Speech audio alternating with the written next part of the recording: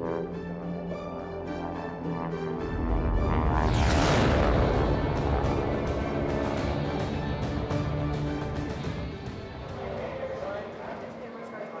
morning, everyone. Welcome to day 4 at AirVenture and Oshkosh Live here inside the Redbird studio. Good morning, Sean. Good morning, Randy. Good to be back with you again on the last day of our live stream here on day 4.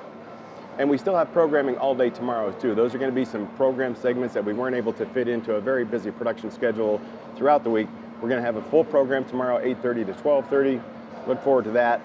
We've got a wonderful lineup of guests today, lots of guests today. Some of them were Editor's Choice Award winners, so we're awesome. excited to talk about that. We're going to have another guest here from Redbird, but tell us about what happened yesterday. I had a great day 3, and I had some highlights I wanted to share with you. First off, I want to get a shout out to Ed Wishmeyer, a beloved figure with EAA. He gave me and Amy Wilder, the editor at Plane and Pilot, a true VIP golf cart tour. Nice. I started on day 1 having seen about 2% of the grounds, and I'm now at about 25% of seeing everything, which I think is a pretty awesome lead.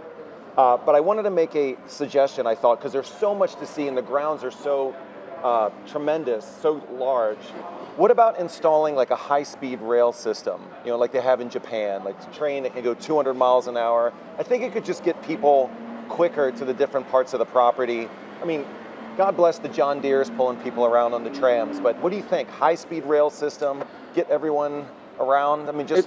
It's a possibility. The trams are convenient, they're fast, but they don't fling people off either. So. Oh, okay. All right, fair enough.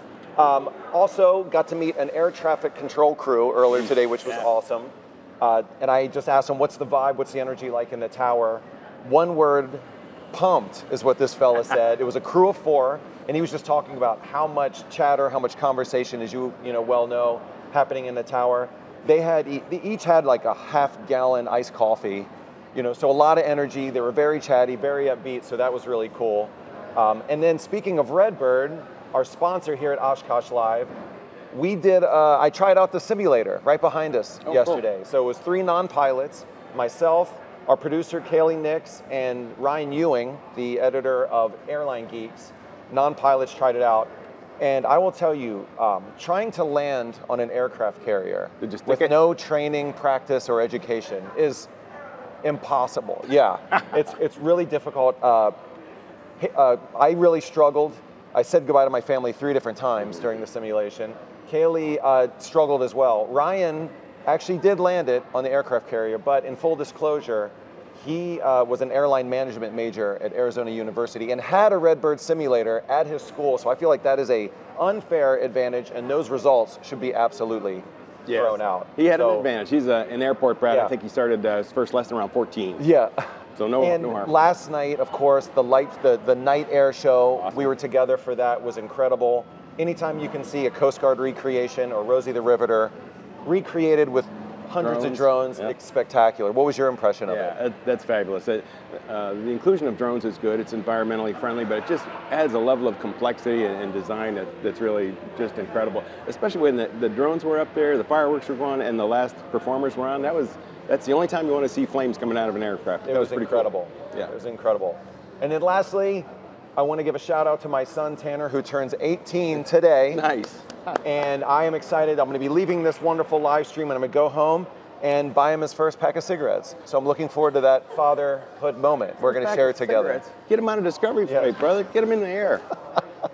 Yeah, that's probably a better way to spend his time. But anyway, and it's been a wonderful week with you. Yeah. Thank you so much. This has been a tremendous opportunity. Oshkosh Live has been a big success, and I want to thank all the awesome people at Redbird for hosting us. What a tremendous week it's been. Yeah, it's been pretty awesome, and thanks for joining me here. I can't imagine a better place to be if you're an aviator than Oshkosh, unless it's in the air. So yeah, we're on the ground, we're in the right spot anyway. Indeed, indeed. So you talked a little bit about simulators, and we've got our first guest here, Greg Roark from Redbird. So good morning, Greg.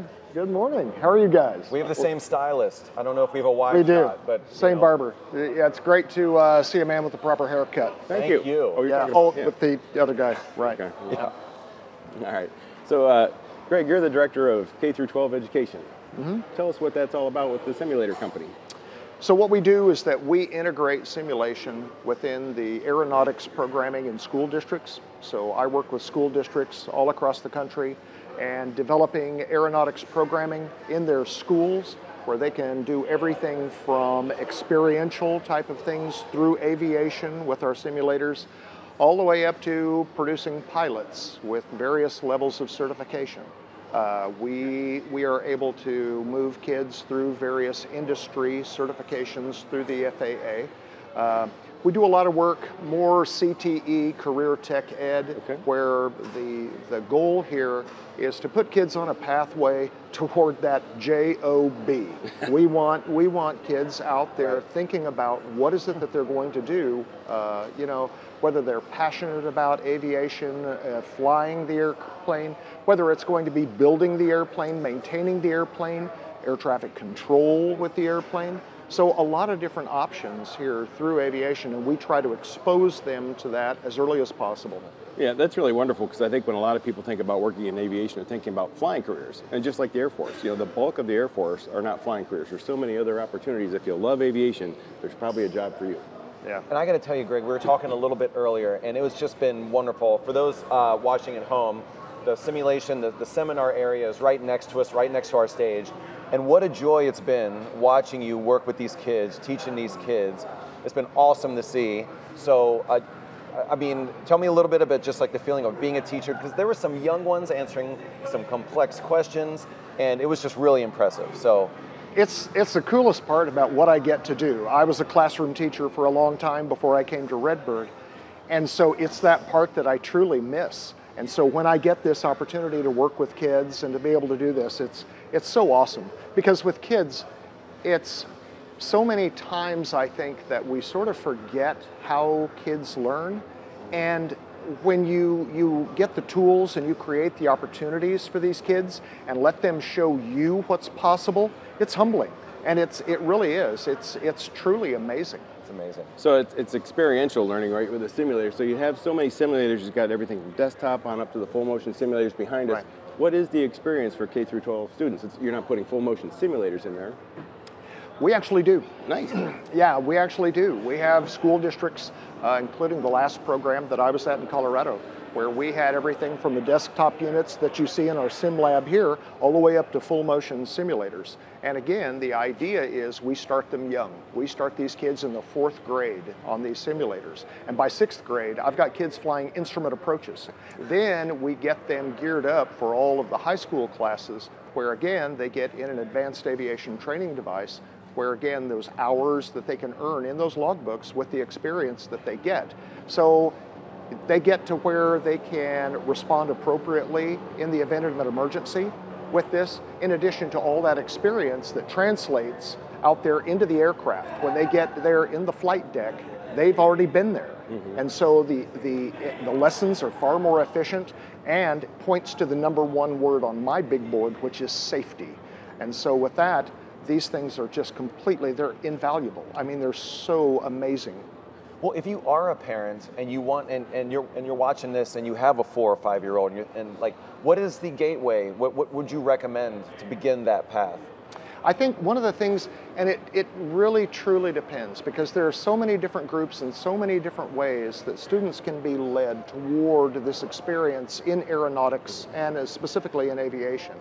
So whether there's a program within their town, whether there is a school that is nearby, we have so many schools, those programs that are now becoming schools of choice, and they start putting in aeronautics programming in here, quite honestly, to lure those kids in, is to say, here's something that we offer that not many do, and here's that experience. So those experiences are out there. You do kind of have to look for them, and if you have trouble finding them, give me a call. Okay, that's what I was going to say, because every educator watching this is going on the Redbird site right now going, how do I get a full motion simulator at my school? So how do they do that? Yeah, you give me a call and we talk. We talk about what's right for you.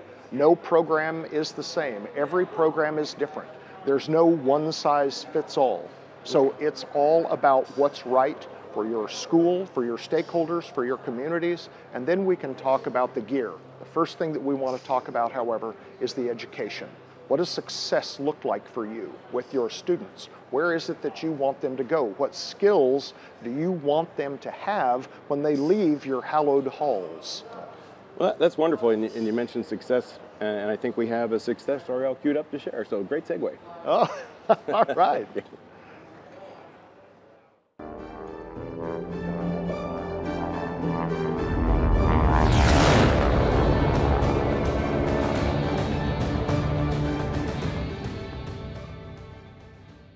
So I think if you had asked like 6-year-old Kat what she wanted to be doing, probably would have said astronaut. And that was where I was wanting to go for a long time.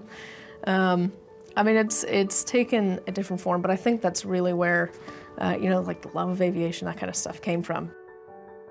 I started, you know, in high school, and then as I went to college, a lot of what I wanted to do, like my professional life, or what I thought the direction was going to be, was kind of life sciences. So I studied biology, loved that kind of stuff. Aviation was almost just like this hobby on the side, as silly as that sounds, but I found a great community doing that, and so it was like the more time I spent with the community and around airplanes, airports, like kind of just immersing myself in a lot of those opportunities, I think the more is like, well, we'll just see how far this goes kind of thing. And it turned into like this really incredible opportunity I never thought I'd have in the Air Force. So really pleased about that. But yeah, it was a gradual process. I think something, I was lucky that I was able to pursue it mostly as a hobby and not necessarily consider it as like a big professional aspiration at the time. And it just, you know, grew from there. It was a newer program, hadn't been established yet. I just heard that it had been pitched to the school district as this is something that we'd like to include as part of the STEM curriculum. And they were on board, which was incredible. The way the curriculum was structured was very much in line with what the FAA looks for as far as ratings. So it was great because it was like a classroom environment. You got to be there with your friends. And then the instructors they had were awesome to kind of instill that passion and excitement for just how cool like flying and aviation could be. But it was very much like, okay, one semester was you know, FAA private pilot ground school kind of stuff. So really just starting from there, and then with the end goal being to go take that 50-question FAA exam at the end of it and pass at least the ground portion. And so a lot of the courses were structured that way. There was an instrument course very much along the same lines. So kind of taking what the FAA requires of those things and what a flight school would really provide, and then bringing that into the high school curriculum, which was amazing.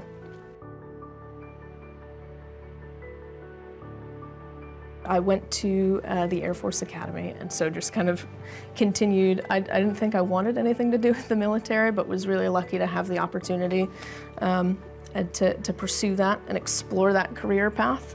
And then obviously give back in some form of service as well, which has been amazing. And so I went to the Air Force Academy and was just continuing exposure to flying and what the Air Force does and their involvement there and all the different career paths that you could take that are involved with aviation. I think that's something that I learned early on was you don't just have to be a pilot to be involved in this kind of stuff. There are all kinds of ways to integrate with the community and aviation and flying and to still play an active role there.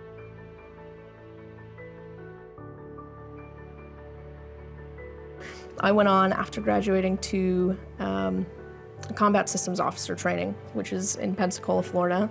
And then from there, now I'm in a weapons systems officer on the F-15E, the Strike Eagle variant. And that's been incredible. So it's like still being involved, not as a pilot, but like involved in the community and getting to go through training and then do all these really cool things from there. So this was a thank you note I sent to the first teacher I had that really was a mentorship in aviation for me.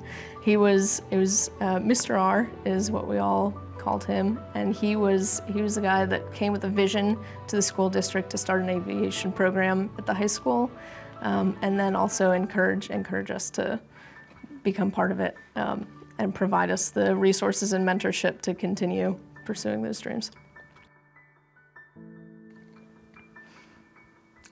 I said, "Dear Mr. R, I've been meaning to send this to you for a while now. Just over 2 years ago, when I accepted an appointment to the Air Force Academy, there were two things I knew. One, that I was agreeing to join the military, and two, more importantly, they had a flying team.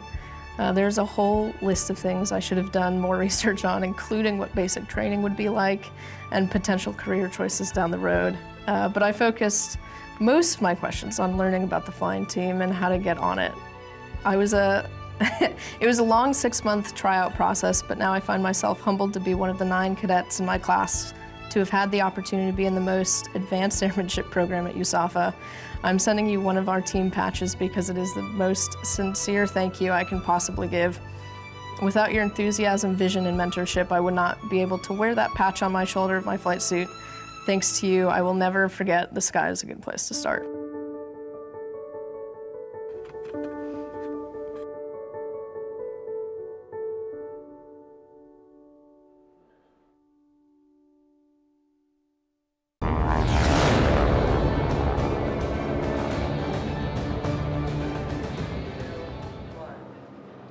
Wow, that really was a success story. Come on, Greg. That was something that career This gentleman right here could not even look at this monitor. And what an emotional and what a tremendous tribute to you, sir. I couldn't hear the last part. I knew I'd cry. So what a trajectory. I mean, you've changed a life, right? You've gone from the Redbird experience with STEM to the Air Force Academy, F-15's weapon systems operator. It's something. You know, and again, the thing that for me, the most humbling part about what I get to do is working with young people like Kat, because you have these people that come into your classroom and you know instantly there's something special. And when I took her on her first discovery flight, you could tell. You could just tell. And then just to kind of watch the progression with it, it's not the big bald man. It's the subject matter. It's the allure of what's next, of what's possible. And that's the thing that happens with students like Kat when they recognize that opportunity and what it means to them. And she's clearly taken advantage of that. Wow, it's incredible. That's wonderful. I think a lot of educators always speak about the difference they make in hearing from their students years later. And where is she stationed now? Do you know what her duty is? Well, in fact, I can, but I can't say. Oh, that's interesting. Yeah, and that's really pretty cool when you have some of your former students get into those positions where you can't talk about them. And so that's just like really cool. But she is clearly, a rock star. But I will also say that other students that have gone through, there are more stories. Oh, sure. Similar to Katerina's, my former figure skater, Yeah. who is now out there mopping it up in an F-15. That's right. I give her a 10. There it is. Well, nice.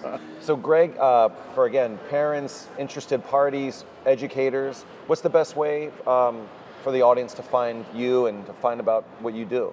Yeah, if people have questions, especially if there are school districts that are interested in beginning programming like what we've discussed, or if there are parents that are looking to say, how can my student get involved in something, send me an email. Mm-hmm. You can send me an email. You can come to groark@redbirdflight.com, contact us, give us a call right there in Kyle, Texas. And send me an email or a voicemail, and I'll get back to you. We'll find a pathway here for a student. That student wants to do this. We'll make it happen. Wonderful. I do have one last question. So, for all the educators that are super excited about this and they want to get a simulator, maybe the school district doesn't have funding. Are there grants? Are there other ways to fund equipment like this? There are. So a lot of school districts, through their CTE department, as you mentioned, there are grants that are available for schools for various needs. There's also local fundraising that can happen. For instance, all of the equipment that I had in my classroom at my last school in Colorado, we raised every penny. The school did not put in a penny for the actual equipment for all of that. We raised all of that locally. So there's a lot of different ways that they can go about doing this. And again, if they have questions, let me know. All right. Greg, thanks for coming by. Thanks for what you do. Thanks for changing lives. Thank you, guys. Appreciate it. Pleasure. Be well.